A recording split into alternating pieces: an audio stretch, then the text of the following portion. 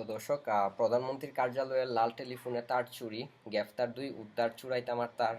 তো চলুন আমরা নিউজটা পড়ি, খুব ইন্টারেস্টিং একটা নিউজ।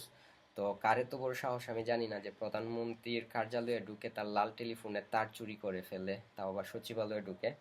তো বাংলাদেশ সচিবালয়ে অবস্থিত প্রধানমন্ত্রীর কার্যালয়ের লাল টেলিফোন সংযোগের তার চুরির ঘটনায় দুজনকে গ্রেফতার করেছে ঢাকা মেট্রোপলিটন পুলিশের DMP, counter terrorism and transnational crime, CTTC unit. Okay, গ্রেফতারের কাছ থেকে গ্রেফতারদের কাছ থেকে চুরি হওয়া তামার তারও উদ্ধার করা হয়েছে।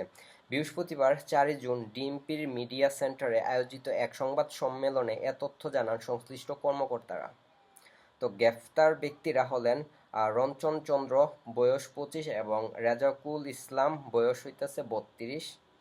পুলিশ জানিয়েছে চুরি হওয়া তামার তারের মোট ওজন ছিল 8 কেজি 200 গ্রাম, যা প্রতি কেজি 600 টাকা দরে একটি বাঙালির দোকানে বিক্রি করা হয়েছিল। তো এটা সেল হয়ে গেছিল, কিন্তু পুলিশ পরবর্তীতে এটা তদন্ত করে দেন ওইখান থেকে এইগুলো উদ্ধার করে, আর কে এইগুলো সেল করছে ওই সূত্র ধরে গিয়ে আসামিদেরকে তারা গ্রেফতার করে। তো সিটিটিসি সূত্রে জানা যায়, সম্প্রতি সচিবালয়ে প্রধানমন্ত্রীর কার্যালয়ের লাল টেলিফোন সংযোগের তার চুরির ঘটনায় ব্যাপক আলোচনার জন্ম দেয়। এ ঘটনায় Bangladesh telecommunication company limited BTCL Shahbag Shahbag থানায় অজ্ঞাতনামা আসামিদের বিরুদ্ধে মামলা দায়ের করে। তো ঘটনার গুরুত্ব বিবেচনায় সিটিটিসির সিটি ইন্টেলিজেন্স অ্যানালাইসিস বিভাগ তদন্ত শুরু করে। তদন্তের এক পর্যায়ে গোপন তথ্য ও প্রযুক্তিগত বিশ্লেষণের ভিত্তিতে সচিবালয়ের আউটসোর্সিং কর্মী রঞ্জন চন্দ্রকে বৃহস্পতিবার দুপুরে আটক করে জিজ্ঞাসাবাদ করা হয়। তো যাকে গ্রেফতার করেছে তার নাম হইতেছে রঞ্জন চন্দ্র। তো সে সচিবালয়ে এমনি তো কাজ করতো, তো ওই কাজের সুবাদে সেইগুলা চুরি করে থাকে তারগুলা। তো জিজ্ঞাসাবাদে রঞ্জন স্বীকার করেন গত 22 মে সচিবালয়ের 3 নম্বর ভবন থেকে তিনি তারগুলো চুরি করেন। পরে 1 জুন ঢাকা বিশ্ববিদ্যালয়ের 21 হলের সামনে অবস্থিত একটি বাঙালির দোকানে সেগুলোকে বিক্রি করে দেন। রঞ্জনের দেওয়া তথ্যের ভিত্তিতে অভিযান চালিয়ে বাঙালি ব্যবসায়ী রেজাকুল ইসলামকে গ্রেফতার করা হয়। আগে মনে হয় ওনারা তদন্ত করছে, করে দেন আসামিকে ধরছে, দেন আসামি কোথায় সেল করছে ওইখানে গিয়ে বাঙালির দোকানে গিয়ে ওইগুলা জব্দ করছে পুলিশ। রঞ্জনের দেওয়া তথ্যের ভিত্তিতে অভিযান চালিয়ে বাঙালি ব্যবসায়ী রেজাকুল ইসলামকে গ্রেফতার করা হয়।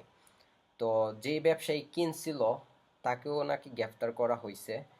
তো আমি তো এখানে তার কোনো দোষ দেখি না, সে কিনছে, ব্যবসায়ী মানুষ কিনতেই পারে, ওর কাজই এটা। এখন সে কিনলো কেন, তাকেও গ্রেফতার করছে।